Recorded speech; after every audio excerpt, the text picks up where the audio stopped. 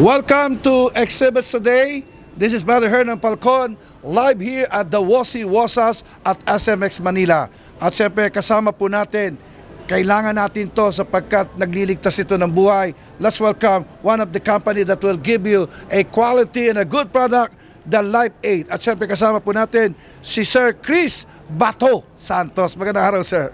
Good morning, sir.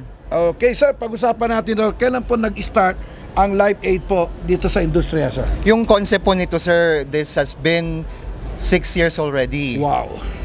So, 6 na taon na siya naglilingkod?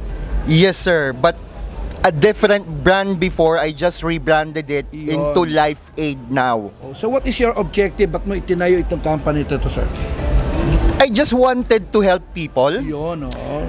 Because right now, nag-iiba, dumadalas, lumalakas yung klase ng mga kalamidad. Oo nga. Ngayon po, ang aking mission or advokasya is for me to be able to help communities know how to create safe spaces. Ayun. Paano maging ligtas at maging handa. Ayun. So, yun ang objective ni sir kung bakit naitayo itong company na ito. So, pag-usapan natin, sir, ano ba yung mga produkto na dinala ng Life Aid, sir? Okay. Ngayon, meron kaming mga produkto para sa very timely para sa baha. So, itong float bag is designed to help the person trapped in the flood to make him or her float.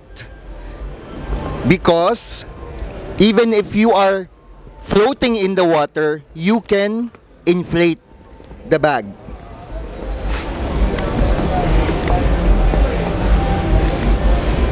Okay, pinapakita po ni sir ang actual demonstration kung paano yung bag na yon ay ginagawa, sir. This one. So, kaya siya malaki kasi kailangang isupport yung body weight ng person. Meron siyang grip so that habang lumulutang ka, ikaw ay tightly naka-hold on dun sa iyong floater. Ngayon, pag nawalan na naman siya ng hangin, blow air lang, and then, meron ka na uling floater. May mga laman to na first aid kit, survival kit sa loob. And then after the flood, pwede mo siyang gawing water container. Wow. Ito yung water outlet.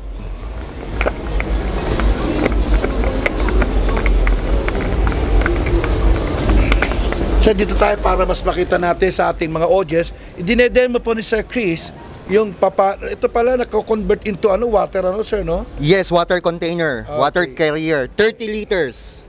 Okay, tama-tama to, sir, kasi ngayon medyo tag-ulan na naman at maraming naiipit sa baha, no? So this is a very good quality. May isang kwento, sir, if you will allow me. Yes, sir, yes, sir. May isang bumili sa amin nito dati, taga Marikina. Okay. Meron siyang ganito sa kotse.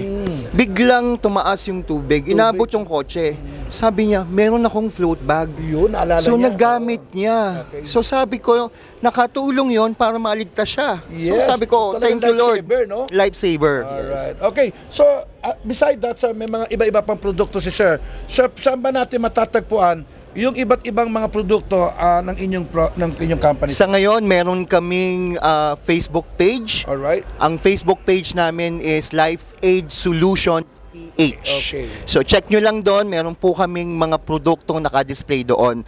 And mga tips na binibigay ko on how to be safe and prepared. Okay, hindi lang kayo nagbibigay ng produkto but you are also giving some orientation, tsaka training doon sa mga kumpanya na mag-a-avail ng produkto nyo. Tama po. Libre po ang training para sa schools at community. At sa mga company.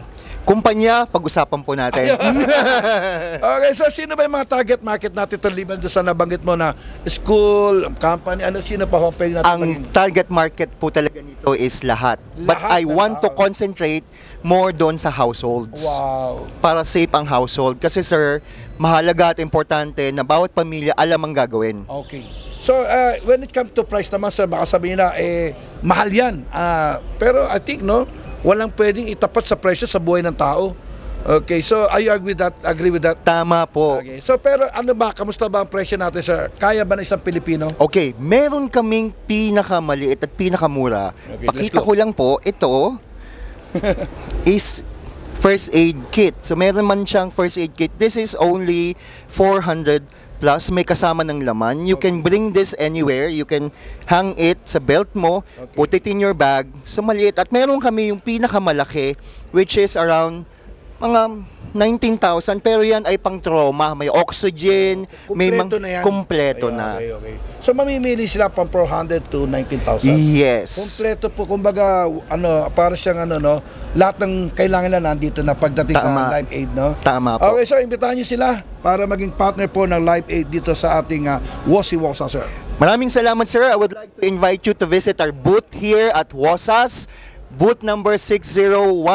Nandito po kami hanggang Sabado for you to be able to see and check kung ano po yung mga available kits namin. And also, if you want to invite me, do a training or talk sa inyo, I can do that for free sa schools and communities. Sa companies, pag-usapan natin. Okay. Maraming salamat ako sa napakahalagang information na nag-gather po natin ngayon dito sa Live Aid sa pamamagitan ni Sir Chris Bato Santos. Ito po si Brother Hernan Falcon ay nagpapasalamat sa ating major sponsor. Siyempre ang ating partner, SMX Manila, Binyo Design, Swedish Design, siyempre sa aming executive producer, Mr. Wick Angeles. Ito po ang Falcon ng radyo. Nagsasabing always, God bless you.